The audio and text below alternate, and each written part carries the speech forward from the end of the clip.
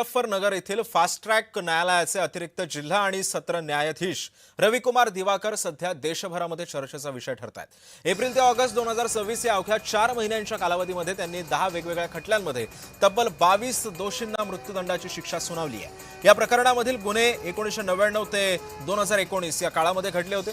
दिवाकर हे मुझफ्फरनगरमधील fast track court क्रमांक 3 इथं अतिरिक्त जिल्हा आणि सत्र न्यायाधीश म्हणून कार्यरत आहेत। त्यांची या न्यायालयामध्ये नियुक्ती नोव्हेंबर 2025 मध्ये झाली। अल्पावधीतच मोठ्या संख्येने मृत्यूदंडाच्या शिक्षा सुनावल्यामुळे त्यांच्या न्यायालयीन कामकाजाकडे सध्या विशेष लक्ष वेधलं गेलंय। या काळामध्ये दिवाकर यांनी अनेक गंभीर हत्या प्रकरणांमध्ये कठोर शिक्षा सुद्धा सुनावल्या होत्या। जुलैमध्ये 15 वर्षांपूर्वी झालेल्या महामार्गावरील दरोडा आणि हत्या प्रकरणामध्ये 4 दोषींना मृत्यूदंड देताना न्यायालयानं हा गुन्हा दुर्मिळातील दुर्मिळ स्वरूपाचा असल्याचं नमूद केलं होतं। अशा प्रकारच्या गुन्ह्यांमुळे नागरिकांमध्ये सध्या भीतीचं वातावरण आहे आणि कायदा सुव्यवस्थेला सुद्धा आव्हान निर्माण होतं असं न्यायालयानं निरीक्षण नोंदवलंय। रविकुमार दिवाकर यांचं नाव देशभरात सर्वप्रथम मोठ्या प्रमाणावर चर्चेत आलं ते म्हणजे 2022 मधील वाराणसीच्या ज्ञानवापी प्रकरणामुळे।